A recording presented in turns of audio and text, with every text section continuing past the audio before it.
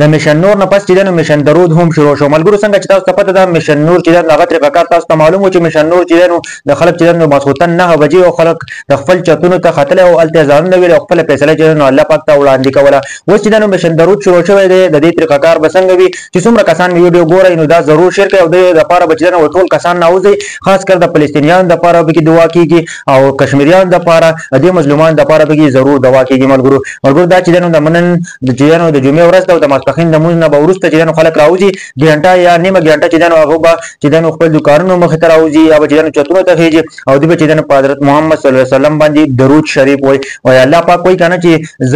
زه او زما پرشته چې نو هغه په پیغمبر علیه السلام باندې درود شریف وای نو چې څومره مسلمانان چې چا ایمان ناوړه دي ایمان والو تاسو چې نو هم په حضرت محمد صلی الله علیه وسلم باندې درود شریف وای نن به چې نو ټول درود شریف وای په کار چې په دې کې موږ هم شریک شو په حضرت محمد صلی الله علیه وسلم باندې درود شریف په مخ وای په هر ټیم کې ونن چې کوم میشن دی خاص کر د فلسطینیانو د لپاره چې فلسطین والو د لپاره به دعا وشي خاص کر د کشمیریانو د لپاره او بل د پی ټی آی والو چې کوم میشن دی هغه چې د میشن درود و شروع شو. ملګرو ځکه کنه چې هغه خپل فیصله الله پاک ته وړاندې کړله او الله پاک کوئی کنه چې زه او زما پرشتي چې د حضرت محمد صلی الله علیه وسلم باندې درود شریف وای نو اے اهل ایمان والو اے ایمان والو چې تاسو چې ایمان ناوړه دي تاسو هم په حضرت محمد صلی الله علیه وسلم باندې درود شریف وای نو موږ ټول لپاره کار کنه چې د ماسپخین مونږ وشي داغه نه پس چې خپل چتونو ته یا دکانونو مخ ته راوځي او تاسو په حضرت محمد صلی الله علیه وسلم باندې درود شریف وای خاص کر چې د فلسطینیانو د لپاره دعا وکړي زموږ د ملک د لپاره دعا وکړي چې الله پاک چې زموږ د ملک صحیح کړي او خاص کر د کشمیریانو د لپاره دعا وکړي چې کشمیریان سره کوم سیستم روان دی الته کوم حالات خراب دي چې الله پاک هغه ټیک کړي او خاص کر فلسطینیانو ملګرو فلسطین د لپاره چې د اواز ورکړي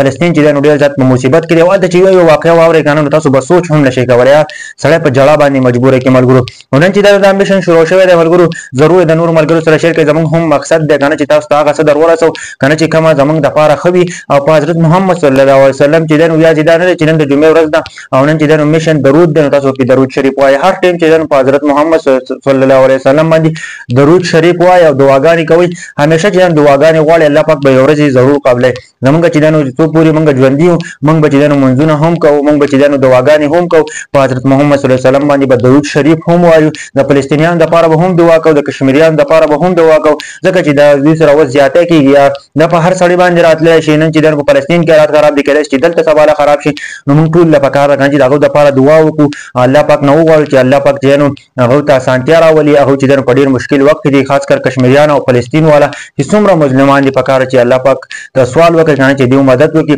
او دې چې د حالات نه چې راو باسي او الله پاک چې دیو ژوندۍ خکې او دې د نور ژوندۍ چې په خط رقم باندې تیر شي دا میشن درو چې نماز پخین نمونه ورسته شروع کیږي په دې باره کې سوال خو کمنټ ضرور وکړئ.